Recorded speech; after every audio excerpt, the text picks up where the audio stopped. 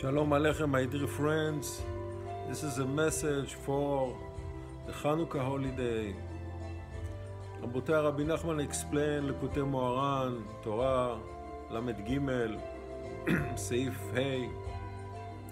There are two kinds of love that Hashem shows to the people of Israel. One kind is called אהבה שבימים, love that is really in the limitation and in a frame of the physicality.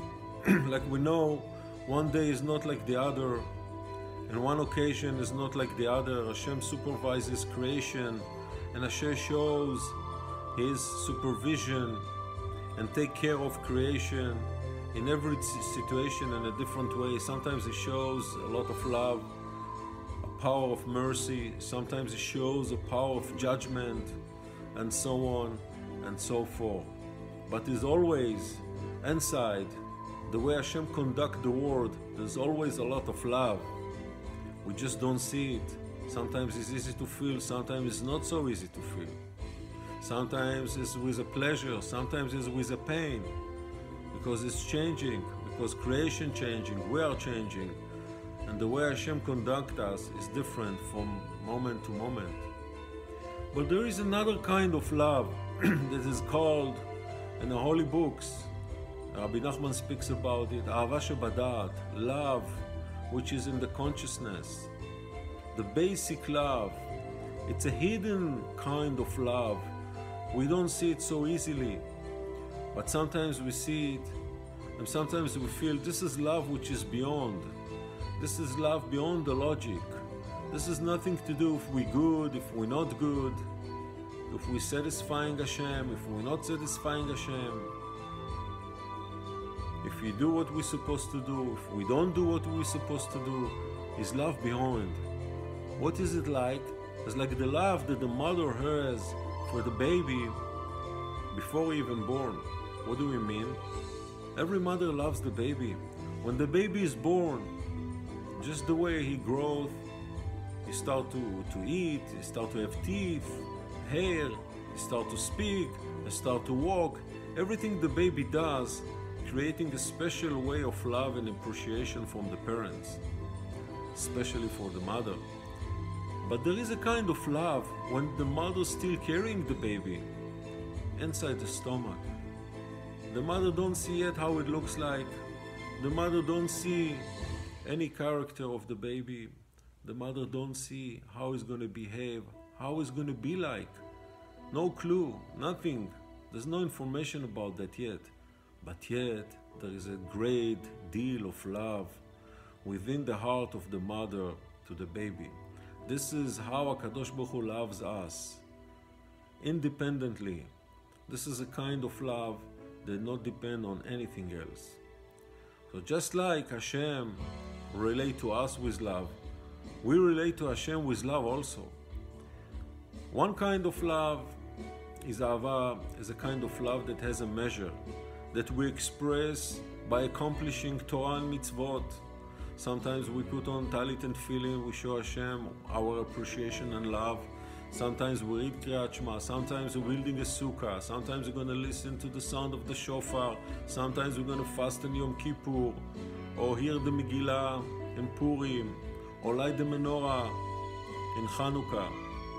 All of that are different kind of love that we express accordingly in each moment and moment in our life.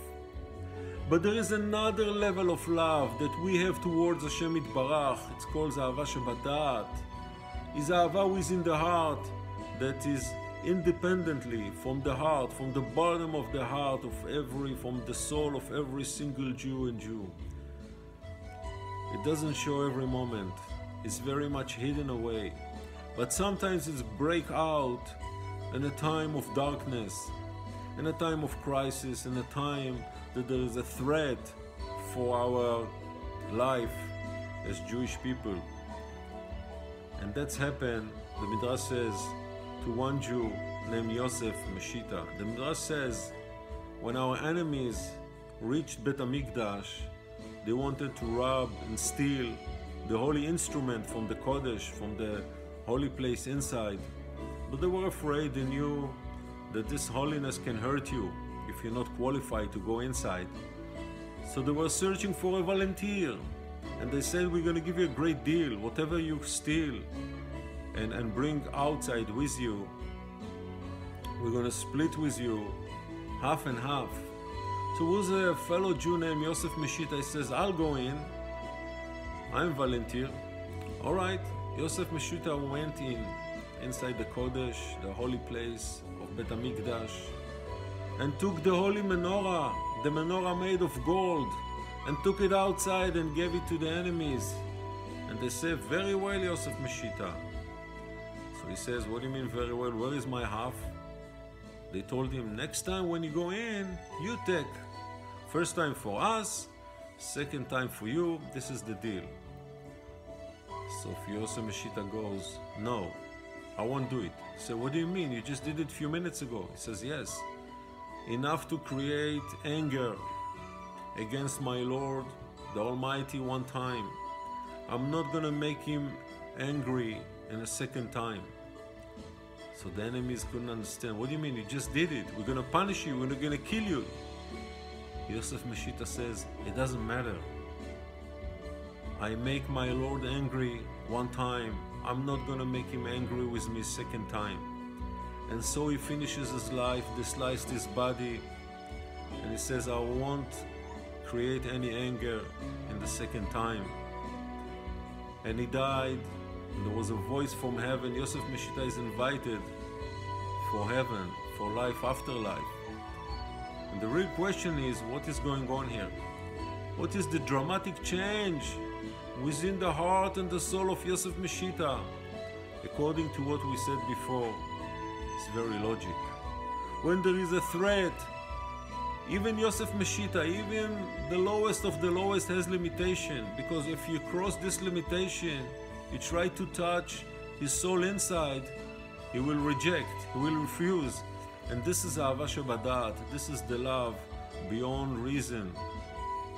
The love in his consciousness, in his soul, in his neshama, inside, hidden. It's breaking out like a flash, like a flame, and won't let no one get inside. And this is how we see he expressed himself in a very brave way and sacrifices his life to HaKadosh Baruch Hu because he loves Hashem. He wasn't aware of it a few minutes ago. He is aware of it right now and is willing to give his life. My friends, this is exactly the light that we see in Chanukah. We light the Chanukiah lower than Asarat Fachim.